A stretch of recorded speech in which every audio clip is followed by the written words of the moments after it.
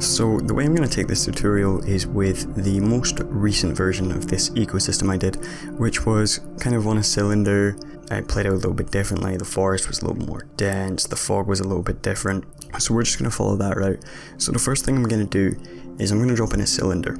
And if we turn this to +Z or -Z even, and I believe the radius was somewhere around 170, and we can set the height to maybe 25, so there's a little bit of depth there to extrude in, because we're kind of going to use the cylinder as kind of like a body for this forest or ecosystem, whatever you want to call it. I guess it would be an ecosystem if you added a bit more value other than, well, I guess trees count, but we'll call it a forest at the same time. And what we can do there is just duplicate that and call it maybe forest base, and we'll put this one in a folder and call it misc, just so we're not working destructively and it's still there to turn to if we need it. So what I'm going to do here is make this editable, and I'm going to do Control A, we're going to do Shift C, and we're going to type in optimize, and in a few minutes we're going to bevel the cylinder, and that will just help us there. So what I'm going to do next is Shift C and Z camera. I have a script for a camera that's going to land me bang on in Z space, and it's quite useful, and I'm going to pop an Octane camera tag on there too. But what we're going to do now is select this and right click and extrude inner, and I'm going to do it very thin, maybe 6 centimeters. And then what we can do is jump back out the camera, and I'm just going to extrude this in until we get to just kind of meeting the bottom level of the cylinder. And then I'm going to do UL, and we're going to select all of these kind of main edges, right click, and this is why we optimized it. Maybe come up to 12 and give it a slight bevel, maybe a big bevel actually. Yeah, maybe I'll actually go with a bit of a bigger bevel than I do usually. Something like this. And now we can have the base for our forest set up. So our trees are going to go in the middle here. So what we can do is create 2 discs. If we flip them onto their Z as well, and we make the outer radius 150, or if we just kind of figure out what's the, I'm saying 163, set the rotation to 100, 165 seems like a good amount. It's just kind of going in there. Can maybe do 164, seems like it might be bang on. We'll do 164. So what we want to do is duplicate that. We're going to call this tree base, and we're going to call this grass base. And what we can do is just group these up. We'll call these bases, pop them down here, put the forest one in there too, and we're going to come back to these a little bit later. Well, we'll come back to the tree one rather soon, because this is what we're going to be using Octane scatter on to get our grass and to get our trees. So next what I'm going to do is actually add in the background, and I think a good dimension for this is about 2000 by 4000. And then what we can do is holding shift, pop in a bend, turn it 90 that way, and fit parent 90 this way, and 90 there. Looks like we're going the other way, 190 that way. And we'll hold an alt, pop that in a subdivision. And we're just going to turn down the size here to like 0. We turn it up a little bit. Get something a little bit softer. Call this BG. And what I'm actually going to do is move this quite far back and quite far down, just to the point where from this camera we're not really seeing any of the bevel, and we're just kind of floating here. And the reason for that is actually for lighting purposes. So I'm going to be able to push lights way up against it here and have them kind of around here, and it's not going to have this really harsh effect on the base as it would if it was here, as you can see. So what we'll do now is I think we'll get started with our basic Octane setup. So we'll first of all save this scene, and I'm just going to load up Octane.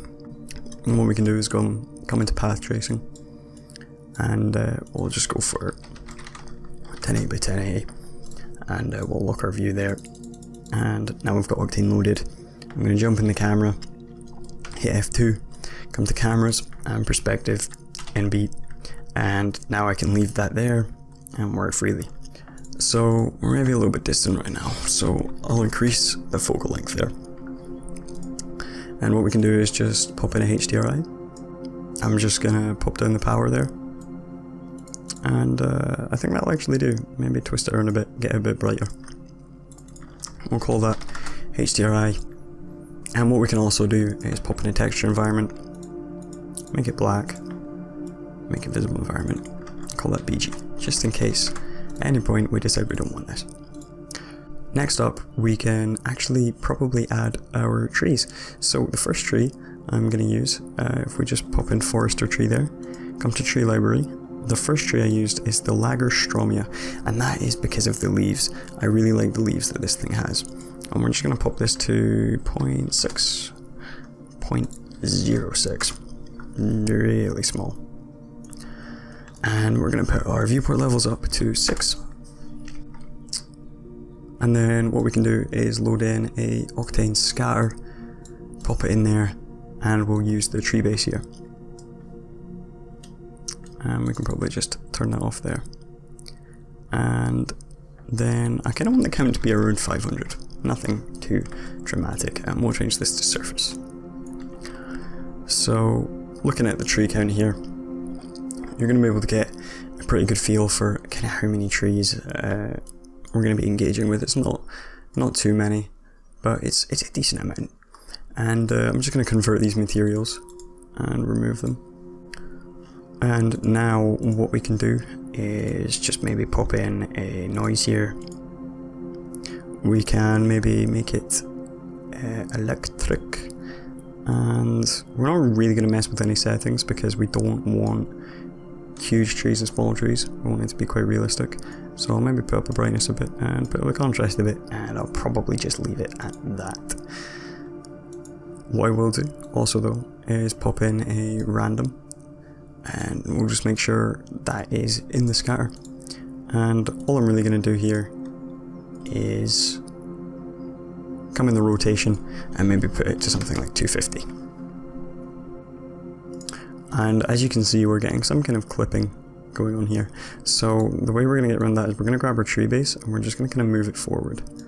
And although it's not on, if we do turn it on, what that is going to do is just going to stop the trees from clashing through our rim here, and it's just going to kind of help them sit on top, which really sells the overgrown feeling, I find, which is something which I find quite important, as you can see there. So of course my two main scenes were grey, so we'll dive into that. And I did just use a diffuse texture, and I did use two separate textures for the background and the one that I used on the cylinder, and that's just for projection reasons. So if we come into our node editor and we hop in here and we call this one BG, pop in a RGB spectrum, plug in the diffuse, and we'll make it maybe like 19% grey, and we will pop in a noise and a multiply, pop that in the diffuse, and then I'm going to make this box. And what we're going to do is just going to create a bit of differentiation between the grey and a slightly darker grey. So we can make this a bit more complex, maybe make the size about something quite a bit bigger, like this. And we're just going to mess with this until we're getting a nice differentiation between grey and a darker grey. I feel it looks quite nice, realistic, kind of like a wall. And I'm going to make this a bit lighter, something like that. And then we can duplicate this noise and plug it in the bump. And that's pretty much all I did for that texture. Although you do have to be careful, you watch out for little clippings like this. What we can do is we can just make this mesh UV. If we solo that, balance out that way. Lock it. And that kind of solves your issue. And for our cylinder, if we duplicate that, call it base, pop it on the forest base. I'll actually just put it on the group there so it affects all of them. And we make this one box, set it to 1, 1. And then we maybe increase the contrast of this one a little bit. I mean, you're not really going to see it, but another thing I also do is make it glossy, because then we're going to get some nice reflections off of our roughness if we play off of our bevel from earlier if we play our cards right with our lights. So that's just a nice little thing to take note of. And in the transform, I'm maybe going to come up to about 5. And that's that for those textures. But moving on to our leaf texture here, you've probably seen me do this a million times by this point. But if we pop in a mix and we duplicate this one, plug it in there, plug this in there, make it glossy, pop up the roughness, pop in a float, and plug it in there, and plug this in the transmission, come off of that, mix, and pop it on the front there. Okay, that's great. So what we can do with that texture on there is pop in a color correction here, and color correction here, color correction there, and plug this one in there. If we just popped on the transmission a little bit, mess with our colors, our saturation, our gamma, till we get that kind of natural green. That's kind of how we like it. Now, you're probably thinking the texture doesn't look that good right now, and that's because we don't have any good lights. Before we do that though, I'm sorry to take you back here, but I'm not happy with how much variation I'm seeing here, so I'm going to take that up a bit to something like there. But let's get started on these lights. So if we pop in a Octane area light, and I'm going to show you my little tricks with these. So if we pop this out to the side, and we bring it back so it hits the trees, and we come in the distribution and we use a fall off map. We make it big and we make the strength 1000. Now that looks cool, doesn't it? Now, sketchy Jacob, why is the light facing that way? Because if I turn it, you're gonna get a really, really nasty line down there. And if we bring this far forward, it looks awesome and you get some light bounces, but it can be a little bit too harsh. I'm gonna leave this somewhere in between, about there. And with the light, I'm gonna make it very tall so it covers top to bottom, kind of our whole view here. We'll turn it off. And if we budge it forward a little bit and get it a bit closer, so it blows out about half of our trees here. Pop in some balloons so it doesn't look so contained, and we'll just kind of mess with it. You can tilt it a little bit. Hit W to straighten up your axis. And I really want it to be quite blown out. So, something a bit like this. I may even bring this a little bit further down. But what we're going to do now is work on our texture a little bit more. So if we actually grab all of these and add them to a layer and call it 1. Now I want to have a good amount of glossiness and a good amount of transmission. So if we pop all the way up here, we're fully on this texture right now, and if we bring our roughness down, you can see we can get some nice kind of sparkles coming off this. And if we come all the way this way, we're on this texture.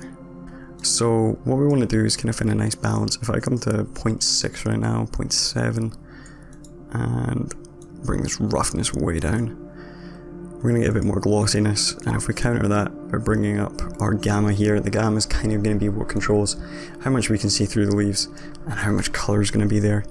So I'm really going to go for that summer, kind of autumn, late summer autumn vibe with these trees. So a color a bit like this. And I find that to look very nice. I'm going to come up a little bit more with it. something like that.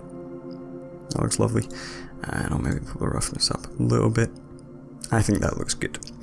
So that will be our first kind of load of trees. But what I'm actually going to do is we can turn off the scatter for a second, duplicate the tree, come to the tree library, and what we'll do is grab a cornice. And then within the cornice, we will right click and Control C, Control V, right click, add to new layer 2. And then what we're going to do is we're just going to mess with this before we turn on the Octane scatter. So I'm going to kind of change some values. I'm going to make the hue up a bit more, contrast, saturation up a bit more, bring down the gamma, really bring down the gamma here, balance that out, bring down the flow, and we'll maybe change the roughness. And then we'll turn on the scatter and let it catch up. And of course we're going to have to balance that out with some values which I forgot about. We'll take that to 5. And then when Octane decides it's ready, I'm going to bring down the size to about 0.04. And as we can see now, this variation is shaping up the render. So if we come to 0.04, we're going to start to get a bit of a nicer look. And there's going to be some nice variation in there. Looks a bit like a forest, it looks like it's exploding, overgrowing, it looks cool. We're going to Control S because we don't want to lose our beautiful forest. But what we are going to do is turn off our Octane scatter and duplicate the corners, duplicate these materials, add to new layer. Sorry, I didn't even duplicate them. Control C, Control V, add to new layer.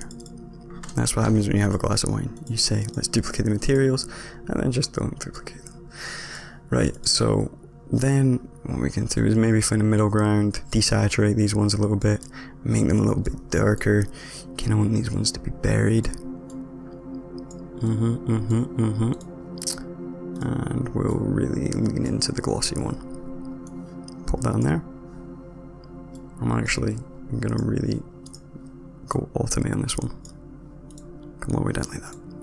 And we'll let Octane decide when it's ready, as usual.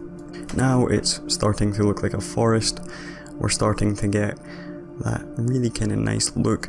I am going to start to mess with the camera though. So I'm going to pop in a LUT. I'm going to use gallery photo. I'm going to bring the saturation and I'm going to balance this out. I'm going to do a bit of pre-comping here. I'm going to kind of flatten this image out, make it look quite nice. And pop up our bloom a bit more. And then before we move on to our fog, of course, just for time's sake in the tutorial, I have a lot of other tutorials focusing on grass materials. You can go through my forest tutorials, you can buy my project files and look through them. But I've made you set up your grass base here to add in a second Octane scatter and add grass. But for time's sake in the tutorial, I'm not going to do it. It's really the same process as the trees. Add maybe 1 or 2 different variations. You've seen me do it in maybe 2 or 3, 4 tutorials now, and for something that's not really going to change the overall standard of the render, I'm just going to leave it so the tutorial doesn't get dragged out. But what we can do is call this light number 1, and then we can grab this light, and I'm going to do the top next. So I'm going to balance out this and take off this 10 and really kind of thin this light out so it's like a light strip. And if we turn off the first light while we're working here, we're going to be able to get a good look at this. Move it closer so it's just kind of shadowing the top there, maybe make it a bit bigger.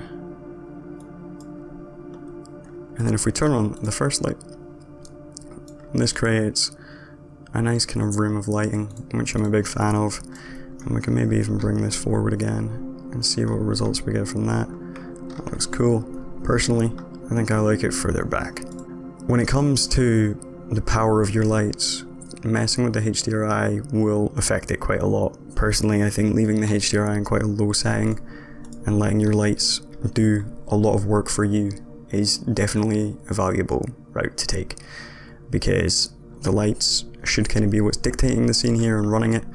So let the lights do their job and use the HDRI just to fill it out a tiny little bit. where the lights aren't reaching it, but you want the lights to be a primary controller, definitely. And now for the fog. So in the first scene I did where it was kind of in a square, I used a fog volume. For this one, for masking reasons, I'm using a VDB volume as a generator. So we'll take that route. So what we'll do is pop in the fog volume, I popped in the fog volume, pop in the VDB volume. Now for some reason, if you have decided to make this on a square like my initial render, that's fine. Just make sure you use a fog volume here, not VDB. If you're following me exactly, use the VDB, and I'll show you why in a second. So if we hit generate, do cloud 1, and we'll try 200 by 200 by 200. That's a bit small, so we'll go for 300 by 300, and we'll do 100 here. Yep, that'll be fine.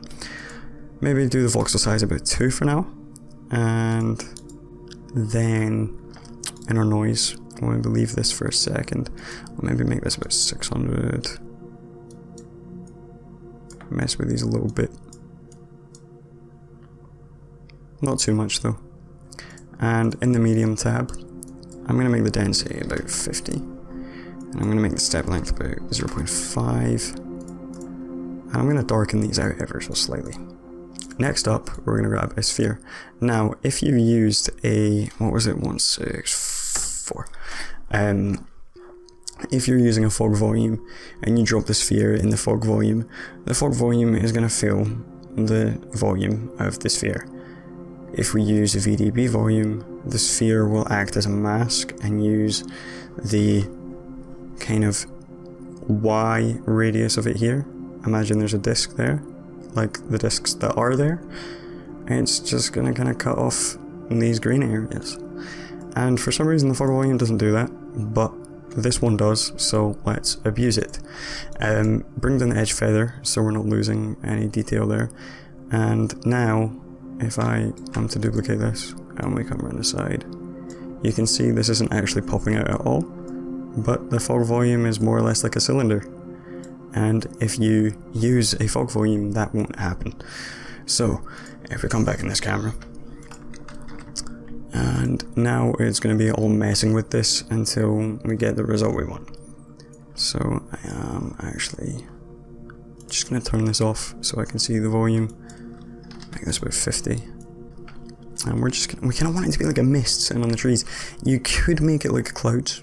You could really go for that like ecosystem vibe. But the fog takes it from looking like a bush to looking like an actual alive thing. But a miniature, if you know what I mean, like a realm. So we'll just keep flushing this out till it's kind of sitting around the trees. And then I'm going to kind of fluctuate the noise a little bit, so maybe try electric, maybe try 900%, seems a bit big, maybe try 300%. You see now, if we look at that kind of cloud pattern, it looks quite nice. It's just assuring that if we change this low clip and the high clip, how's it actually going to look? Unfortunately, path tracing can be a bit noisy with volumes, so it can be hard to suss out what's going on. But I am noticing this box being cut off, so we'll make this 400. And I'll put a little bit of feather on it. And we'll just make sure that this is kind of snug in there. You don't want it to take over the render, and you don't want it to knock out any trees either, because if it's completely obliterating the trees, and you just can't see any of them, it doesn't look nearly as good. But the fact that it's giving me an overall noise everywhere kind of worries me a bit. I think that looks good though. Definitely. And resorting to like one light as opposed to a couple or even more always looks good. And if we change our sampling rate to like 1,000, maybe turn off one light, bring up the power. Oof. Really brought up the power. And if we actually grab both of these and just bring this temperature to 5,500, it's making it a bit warm, apparently, maybe at 5,750. gonna give it a neutral vibe, because Octane lights tend to be a bit bluish for no reason at the beginning. So I think that looks pretty good. We can maybe get into some different camera angles. How does it look without the LUT? Yeah, LUT's making it look quite nice. Feels very automate, this one. I mean, the first time I made this, I spent like 4 or 5 hours going over it and doing different things. So when I decided to make this in 30 minutes, yeah, definitely doesn't have the same aura about it. But it's enough to say, hey, this is how I got the result. This is how you get the result. So I like this top light. I think if we use this top light and then spin the camera on the B, it will look nice. I'm just gonna try and get some of these getting lit by the light. So I'm just gonna like pull this back till the light's dropping down over all of them, even if it takes a bit of a tilt. Just to kind of get that overcast. There we go. And then I'll maybe pop in a bit more on the camera, and we can turn this about. I always find that helps give it a very natural vibe. But when it comes to the fog, I am just gonna get rid of him because he's too far forward. There we go. I ended up moving him closer by the end of that. Yeah, I'll go for that. For this one. For this one. That's where I'm gonna stand with that. Now, of course, in the one where I did do a cylinder, I kind of had like the surface right up against it. And then I had like I duplicated the cylinder and then booleaned it, but I'm not going to do that here because it's pointless to the actual result. It was just a bit of art direction because I'm a perfectionist. So I'm probably going to leave it here. I think this looks good. It's enough for you to do it over and over and get some good results. I think the trees could be a bit more glossy. I don't know what tree is being scattered the most. Usually you can figure these things out. We can maybe even get them a bit summery. Bump up the saturation of some of them. This one I made, it's like really kind of dulled out. I don't know if you like it, it just kind of looks dead. You do that sometimes, you're like, I want this result, and then you do it and the tree just looks dead. Yeah, that looks better. Oh, I like that a lot. Right. I'm going to keep playing with this if I keep going, so I'm going to play with the light, and then I'm going to stop. We'll maybe get some, nope, we'll get some close-ups. So we'll just zero out that, and we'll come in way closer, and you can kind of see how I did the close-ups here. Let's do something really like this. Set a focal point. Thin lens, depth of field. And now you have a close-up. There you go. Post that, your Instagram will look like mine. The trees are kind of merged together and you get all these different leaves and looks and stuff, and I like it. It definitely looks interesting. This look overall is a lot of fun, definitely something to be messed with. I did something by accident earlier when I was recording, because usually if you want to know something, I record these tutorials like twice. I do it once and make an absolute mess of it, and then do it again a bit better. So I was doing it earlier and I accidentally did something and it looked cool, so I'm going to play with that. But that's how you get this result, but that's how you get somewhat of an artificial ecosystem. So I hope you enjoy it. Please go check out my project files, check out my renders on Instagram, watch this tutorial 3 more times till you don't need to watch it ever again. And without further ado, I will see you in the next tutorial. Adios. I can say that because I'm half Spanish. Brilliant.